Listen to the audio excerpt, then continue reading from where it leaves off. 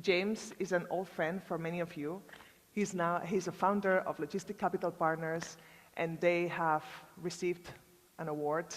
And they delivered, I think it was mid last year, the first carbon neutral development, and which traded right after at a record price. So I think maybe, James, you can tell us a bit about how you're doing about this and how are you creating value from this ESG and sustainability. The really amazing thing about this room and CBRE's events is you've got a massive section of the logistics community that can make a really meaningful difference to carbon emissions and to clean energy and power. And I think logistics is one of the sectors that is really uniquely placed to do this. You've got scale buildings, you've got huge roof areas, you've got a boom in the sector.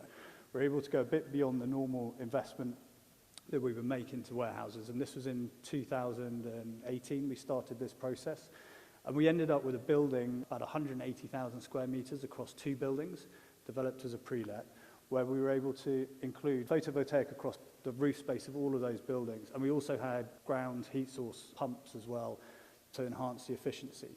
What that then meant is we were able to produce a building that produced 12 megawatts of clean energy, and ultimately is a facility at scale that produces more clean energy than it consumes. If everyone started doing that, that is a meaningful regional clean energy supply. So that's quite exciting.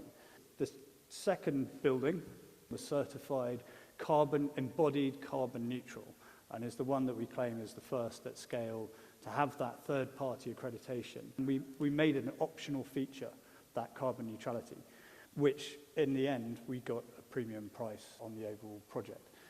There's around 550 million square feet of development and logistics out of the top dozen developers that will be coming out of the ground in the next 2 to 3 years.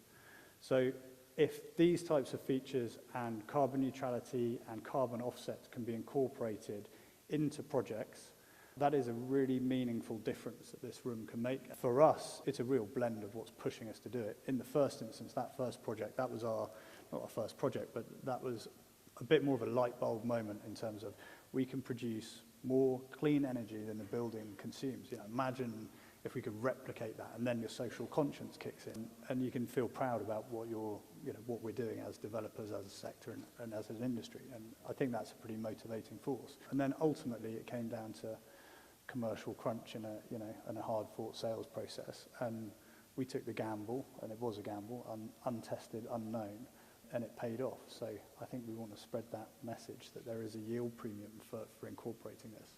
It's counterintuitive to hear real estate developers arguing for greater legislation in the sector, but having gone through the process, we would definitely be big advocates of greater legislation in whatever form that comes, and it can be evolved over time.